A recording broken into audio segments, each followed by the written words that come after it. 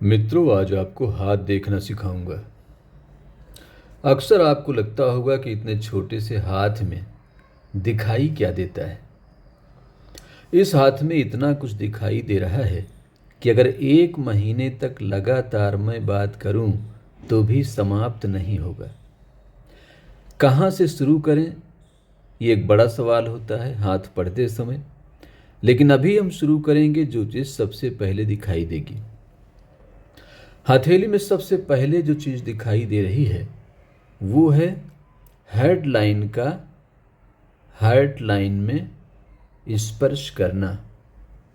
और ये उम्र है मुश्किल से 23 साल। तो इन्होंने 23 साल की उम्र में किसी ऐसे व्यक्ति को चाहा, प्रेम किया, जिसके लिए इन्होंने बाकी चीज़ों का त्याग कर दिया या विमुख हो गए, अपने कर्तव्यों से भी विमुख हो गए। हाथ में जब मछली होती है, खासकर हेडलाइन में, तो ये प्रेम में डुबो देती है।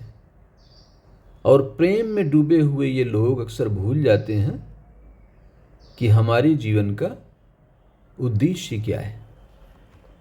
ये मछली, जैसा कि आप देख रहे हैं, ये भोगों की ओर ले जाती है। चूंकि इस मछली के कारण हेडलाइन भी लहर ले लेती है, इसलिए मन में चंचलता बहुत रहती है। जैसे लहर लेती है मछली पानी के अंदर, इसी तरह से विचारों में लहर रहती है। तो ऐसे लोग एक जगह न तो टिक पाते हैं और न ही संतुष्ट हो पाते हैं, जिसका परिणाम आप जीवन रेखा में देख सकते हैं कि जीवन रेखा किस समय कमजोर होते हुए, पतली होते हुए बीच में ही ठहर गई है।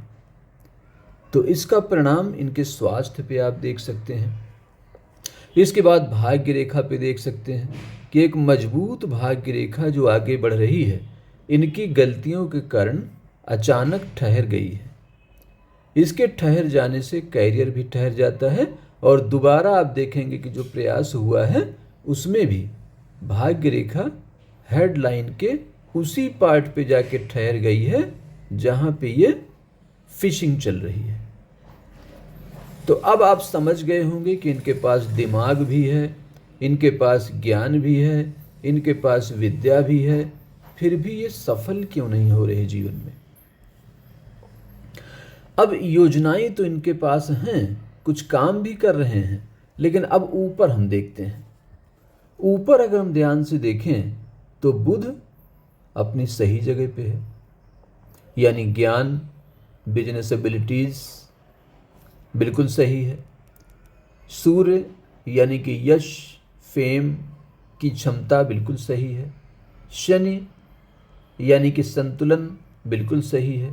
लेकिन जो एग्जीक्यूशन है, जो विद्या है, जिस विद्या के द्वारा काम होने हैं, वो बृहस्पति नीचे है। अब आप ये लेवल देख लीजिए, इससे कितना नीचे है बृहस्पति। और जब इतना नीचे बृहस्पति होगा तो निश्चित रूप से ये कुसंगति का खतरा बनाए रखेगा।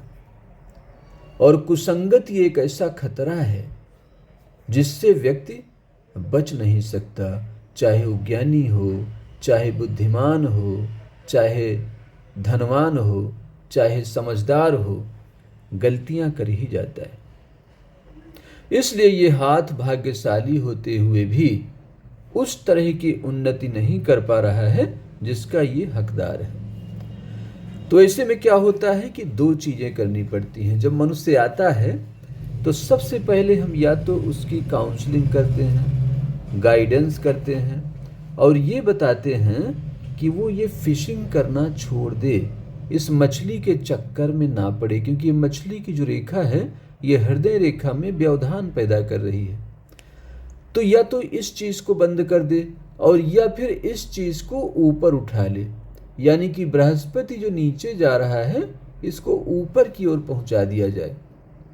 अगर हम किसी उपाय के द्वारा, भगवान श्रीमन नारायण की कृपा के द्वारा बृहस्पति को थोड़ा सा अपलिफ्ट कर दें तो इसके सारी समस्याओं का समाधान हो सकता है।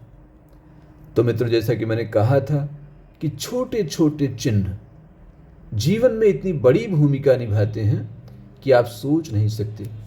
अगर ये वीडियो अच्छी लगे तो शेयर करिएगा, इतना ध्यान और प्रेम से सुनने के लिए बहुत बहुत धन्यवाद। नमस्कार।